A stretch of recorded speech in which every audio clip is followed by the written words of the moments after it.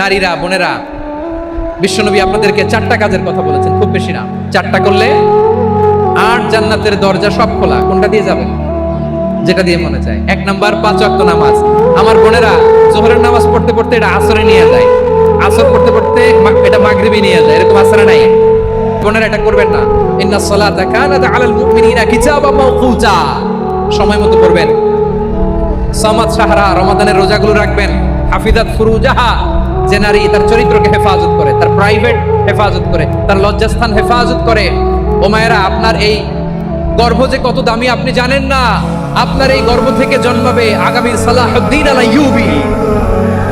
আপনার গর্ভ থেকেই জন্মাবে ইমাম আল মাহদি আল মুনতাজার। আপনার পেট থেকে জন্মাবে আবু সাইদের মতো বীর সৈনিক।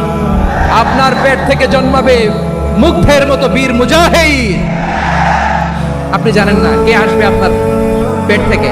সময়টাকে কাজে লাগান, ইসলামকে বুঝেন, মানেন, আমাদের ইসলামিক লেকচারগুলো শুনেন।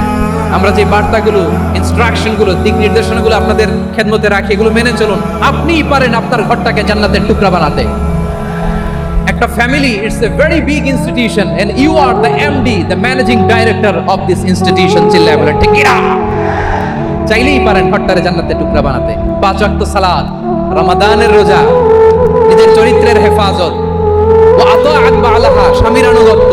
এটাতে অনেকে ভুল করে থাকে। হায় রে আমার বোনেরা, স্বামীর আনুগত্যকে এটা নিজের অপমান মনে করবেন না। আপনার স্বামী আপনার সবচেয়ে বড় গার্ডিয়ান, তিনি আপনার সবচেয়ে ভালো চায়। নারী কখনো গার্ডিয়ানশিপের বাইরে থাকতে পারে না।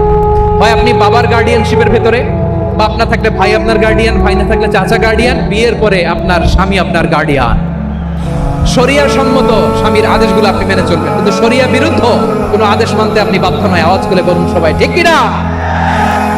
এই 4টা কাজ যদি কোনো নারী করে, বিষ্ণুই বলেন জান্নাতের 8টা দরজা খোলা। তোমার যেটা দিয়ে মনে চায় সেটা দিয়ে জান্নাতে তুমি এন্ট্রি নিতে পারবা।